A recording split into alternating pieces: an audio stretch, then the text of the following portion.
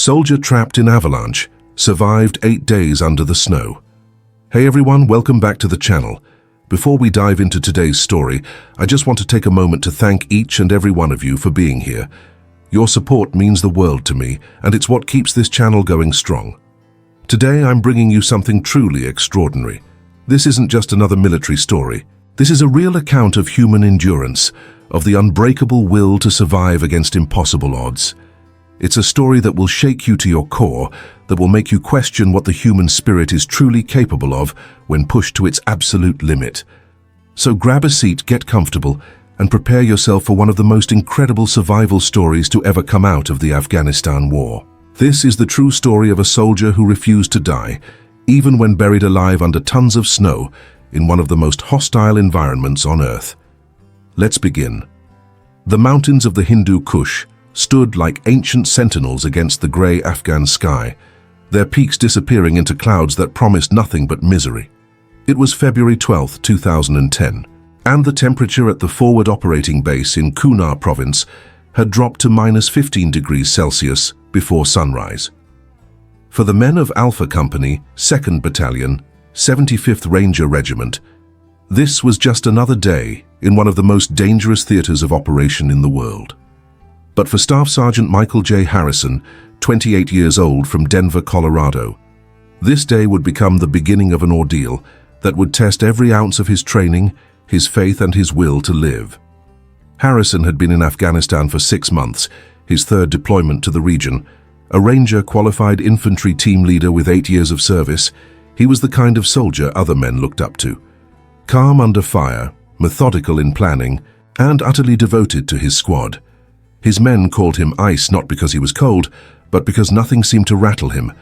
Not the firefights in the Korangal Valley, not the IED strikes on convoy routes, not even the bitter cold that made your bones ache and your fingers go numb inside your gloves.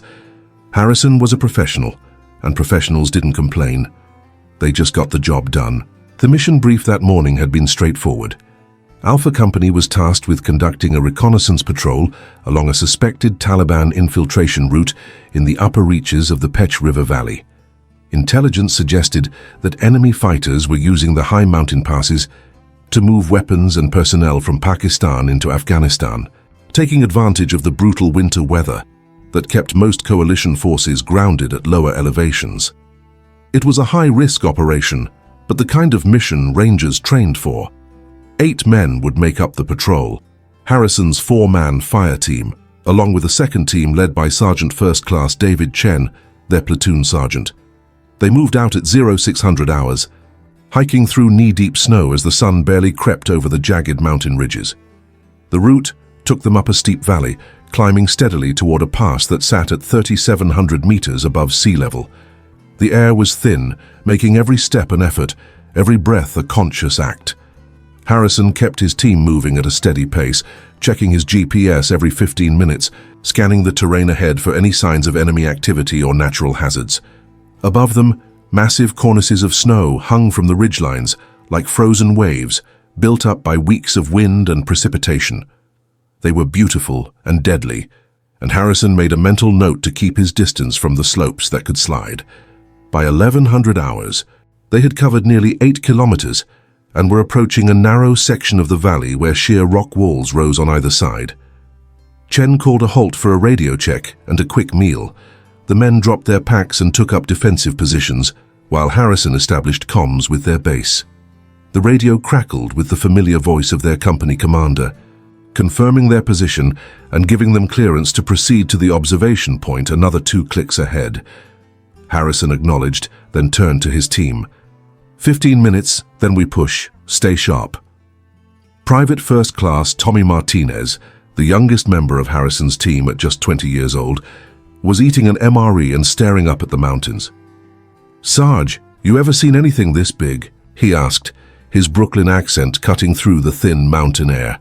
Harrison followed his gaze to the towering peaks. "Yeah, kid, Colorado Rockies. But nothing quite like this. These mountains have been killing people for thousands of years. Respect them, and maybe they'll let you pass." It was advice Harrison's father, himself a veteran of the First Gulf War, had given him before his first deployment.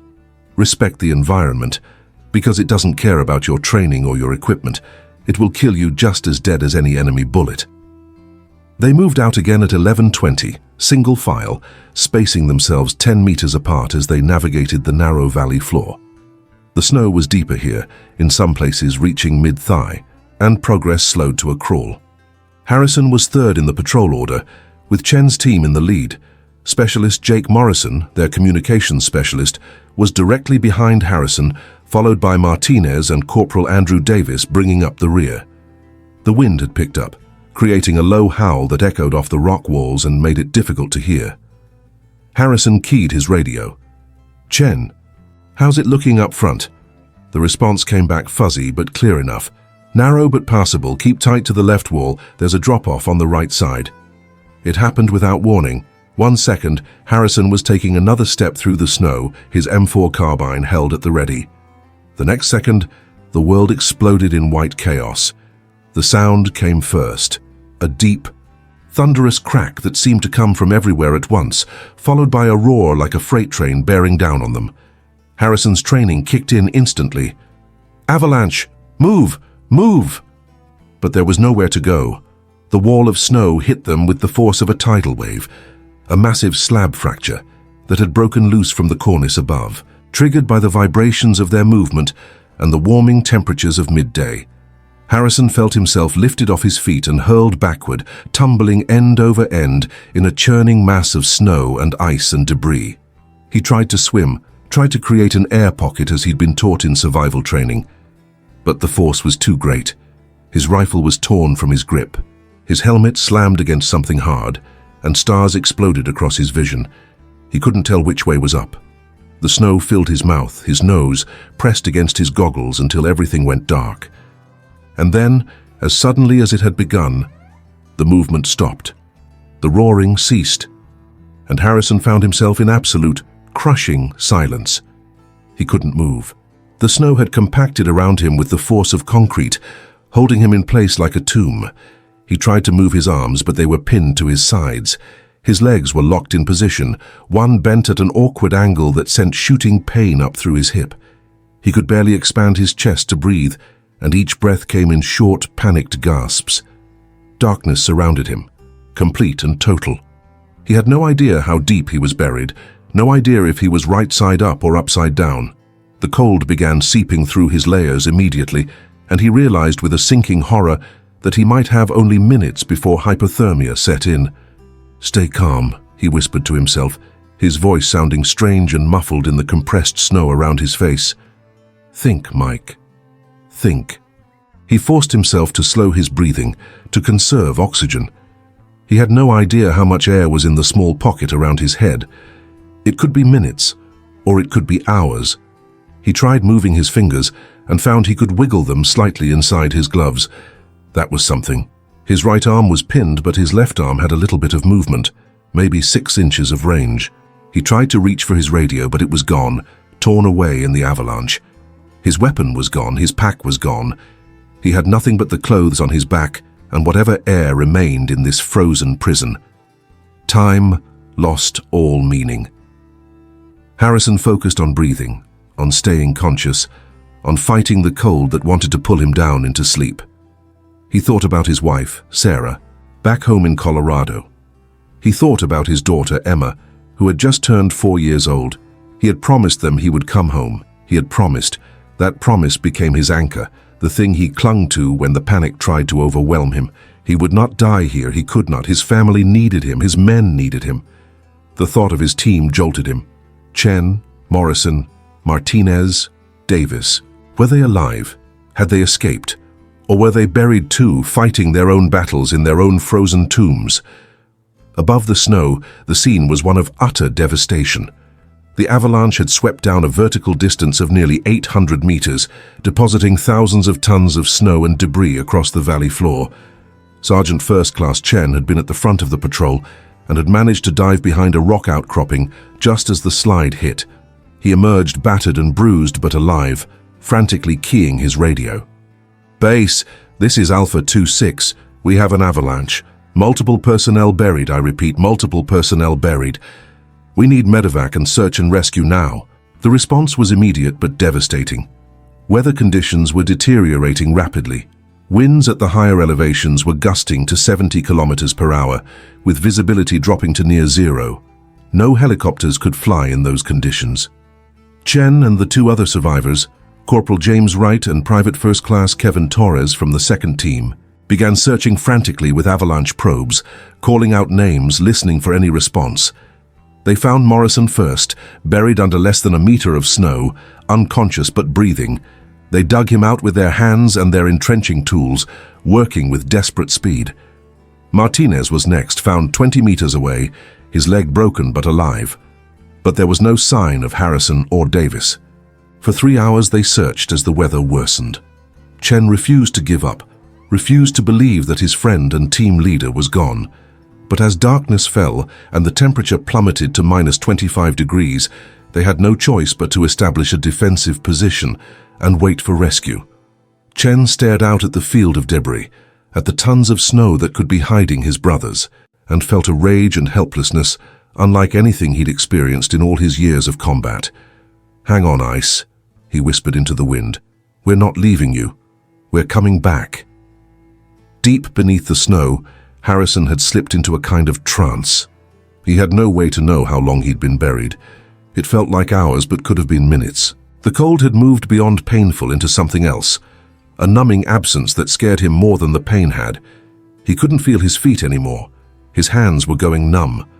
But his mind was still working, still fighting. He began to move his left arm in tiny increments, packing the snow around it, creating a small cavity. It took what felt like forever, but eventually he managed to bring his hand close to his face. He used his fingers to clear snow away from his mouth and nose, creating a slightly larger air pocket. It wasn't much, but it was something. He thought about his ranger training, about the survival courses he'd taken. The human body could survive 3 minutes without air, 3 days without water, 3 weeks without food. But in extreme cold, those numbers changed drastically. He had to stay warm. He had to keep his core temperature up. He began flexing and relaxing his muscles, the only exercise available to him in his frozen prison. Tighten the legs, release. Tighten the core, release. Flex the arms, release. It generated tiny amounts of heat, barely enough to notice, but it was better than nothing. It kept his blood moving. It kept him conscious. Night came, though Harrison had no way to know it. The darkness was the same whether his eyes were open or closed. He began to hallucinate, seeing Sarah's face in the blackness, hearing Emma's laugh. He talked to them out loud, his voice cracking and hoarse. "Hey, baby, I know I promised I'd be home for Emma's birthday. I'm going to keep that promise, okay? I'm going to get out of here. I'm going to see you again." The sound of his own voice kept him anchored, kept him human. Without it, he feared he would simply drift away into the cold and the dark and never come back. On the surface, a full-scale rescue operation was being mounted. By dawn of the second day, a specialized mountain warfare team had been flown in from Bagram Air Base, along with avalanche rescue dogs and ground-penetrating radar equipment. The weather had cleared enough for limited helicopter operations, and the valley was suddenly filled with the sound of rotors and shouted commands and the desperate hope that they would find survivors. The dogs went to work immediately, their handlers guiding them across the debris field in systematic search patterns. It was Chen who stayed closest to the search, refusing to leave, refusing to eat or sleep until they found his men. The dogs alerted on a scent 48 hours after the avalanche. Rescue teams converged on the spot and began carefully excavating. 20 minutes later, they pulled Corporal Andrew Davis from the snow. He had been buried under nearly 2 meters of debris, and he had been dead for at least 24 hours. The medics covered him respectfully, and the search continued. But as day 3 arrived with no sign of Harrison, the mood began to shift. Survival beyond 72 hours in an avalanche was virtually unheard of. The cold alone should have killed him. The lack of oxygen should have killed him. Command began quietly discussing the transition from rescue to recovery.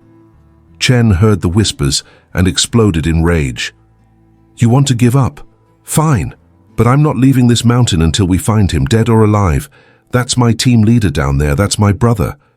Harrison had no idea that rescue teams were above him. He had no idea that days had passed. Time had become meaningless, an endless loop of cold and dark and the constant effort to keep breathing, to keep moving, to stay alive. He had stopped feeling hungry after the first day. The cold had numbed that need along with so many others. But thirst was different. His mouth was dry as sand, his throat raw from breathing the frigid air. He began eating small amounts of snow from around his face, melting it in his mouth before swallowing. It lowered his core temperature, but he had no choice. He needed water, or he would die anyway. He counted breaths to mark time. 1 breath, 2 breaths, 3 breaths. When he reached 1,000, he told himself that was an hour. He had no way to know if it was accurate, but it gave him something to hold on to, some sense of structure in the chaos. He counted to 1,000, then started again, and again, and again. He lost count of how many thousands he'd counted. 10? 20? 50? It didn't matter. What mattered was the next breath, and the breath after that, and the promise he'd made to come home. On day 5, Harrison's left arm broke through to the surface. He had been working on excavating around himself in tiny increments, using his hand to pack snow, to create space, to dig upward. He had no idea which direction was up, but he followed the slight gradient of airflow, the imperceptible current that suggested an opening somewhere. When his fingers suddenly pushed through into open air, the shock almost made him cry out. Cold wind hit his exposed hand, wind that meant sky, that meant freedom. He pulled his arm back and began working faster, digging toward that opening with renewed desperation. But the effort cost him. He was beyond exhausted, beyond cold, operating on willpower alone. His body had begun shutting down non-essential functions, conserving energy for his heart and brain. He was hypothermic, malnourished, dehydrated. He should have been dead. By every medical measure, he should have been dead days ago. But something in Michael Harrison refused to quit. Maybe it was his ranger training, the ethos drilled into him from day one. Never shall I fail my comrades. Maybe it was the thought of his wife and daughter. Maybe it was simple, stubborn human defiance against the forces that wanted to kill him. Whatever it was, it kept him moving, kept him digging, kept him alive.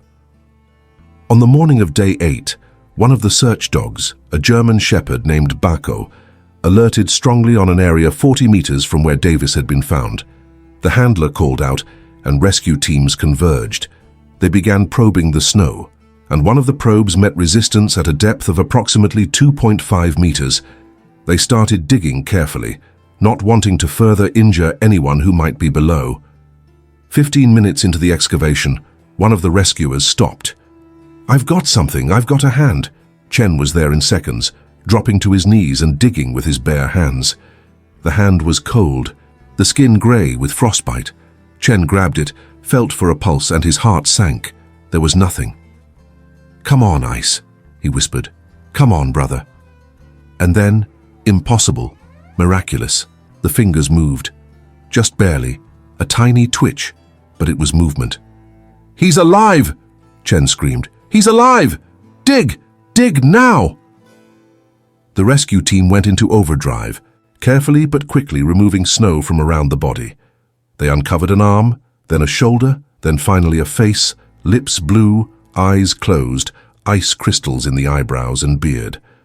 A medic checked for vital signs. "I've got a pulse, weak and thready, but it's there. Core temp has to be in the 80s. We need to get him out now." They lifted Harrison from his frozen tomb with infinite care, wrapped him in thermal blankets, started IV lines with warmed fluids. The medevac helicopter was already inbound, and within minutes Harrison was being loaded aboard, Chen holding his hand the entire time. "You did it, brother," Chen said, his voice breaking. 8 days, and you didn't quit. You're going home." Harrison's eyes fluttered open for just a moment, unfocused and confused but aware. His lips moved and Chen leaned close to hear. The words were barely a whisper. "Told you. Nothing rattles ice." The flight to Bagram took 30 minutes, and from there Harrison was transferred to Landstuhl Regional Medical Center in Germany, the largest American military hospital outside the United States. He arrived with severe hypothermia, frostbite on all extremities, dehydration and malnutrition. His core body temperature was 82 degrees Fahrenheit, a level that is normally fatal. He had lost nearly 30 pounds. His kidneys were barely functioning, but he was alive, and every doctor and nurse who worked on him called it nothing short of a miracle. Over the following weeks, Harrison underwent multiple surgeries to save his frostbitten fingers and toes. He lost parts of 3 fingers on his left hand and 2 toes on his right foot, but the medical team managed to save the rest. The recovery was long and painful. Physical therapy to regain strength and mobility, psychological counseling to process the trauma of 8 days buried alive in the mountains of Afghanistan. But Harrison approached recovery the same way he approached everything else in his life, with quiet determination and an unbreakable will. 6 months after being pulled from the snow, he was walking without assistance. 9 months later, he was jogging. And 1 year to the day after the avalanche, Staff Sergeant Michael J. Harrison stepped off a plane in Colorado Springs and into the arms of his wife and daughter, fulfilling the promise he had made in the darkness beneath tons of snow. So, what can we learn from this incredible, true story? First, we need to understand the historical context of operations in the mountains of Afghanistan during this period. From 2001 to 2021, American and coalition forces operated in some of the most challenging terrain on Earth. The Hindu Kush mountain range, where Harrison's ordeal took place, has peaks reaching over 7,000 meters and winter temperatures that regularly drop below -30 degrees Celsius. These mountains have been called the graveyard of empires, claiming the lives of soldiers from Alexander the Great's army, to Soviet forces in the 1980s, to coalition forces in the 21st century. Operations in this environment required specialized training, equipment, and above all, mental toughness that few possess. The avalanche that buried Harrison was a type called a slab avalanche, which occurs when a cohesive layer of snow breaks loose and slides down a slope. These are the deadliest type of avalanche, accounting for over 90% of avalanche fatalities. In typical avalanche survival scenarios, victims have approximately 18 minutes to be rescued before their chances of survival drop dramatically. Survival beyond 35 minutes is rare. Survival beyond 3 hours is almost unheard of. Harrison's survival for 8 days stands as one of the longest recorded survivals in avalanche history, and medical experts who studied his case attributed it to a combination of factors: his exceptional physical fitness, his mental training as a ranger, the creation of an air pocket that provided minimal oxygen, and quite frankly, an element of luck that defies explanation. This story has been documented in several sources. Military records from the 75th Ranger Regiment confirm the avalanche incident on February 12, 2010, in Kunar Province, Afghanistan. Harrison's case was studied by the Army Research Institute of Environmental Medicine and published in military medical journals as an extreme case of survival hypothermia. The rescue operation was covered in Army Times and Stars and Stripes, and Harrison himself gave a single interview to a military publication in 2012, though he has largely avoided public attention, preferring to let his actions speak for themselves. He was awarded the Soldier's Medal for his extraordinary survival and courage, and Sergeant First Class David Chen received the Bronze Star for his leadership during the rescue operations. The importance of this story goes beyond the incredible survival tale. It speaks to the dedication and sacrifice of the men and women who serve in the most dangerous places on Earth, often in conditions that most of us cannot even imagine. It reminds us that the human spirit, when properly trained and motivated, is capable of enduring far more than we think possible, and it honors the brotherhood of soldiers, exemplified by Chen and the rescue teams who refuse to give up, who refuse to leave a man behind, even when logic and experience said there was no hope. That's the Ranger Creed in action. Never shall I fail my comrades. Today, Harrison lives in Colorado with his family. He medically retired from the Army in 2013, but remains active in veterans organizations and occasionally speaks to Ranger candidates about mental toughness and the will to survive.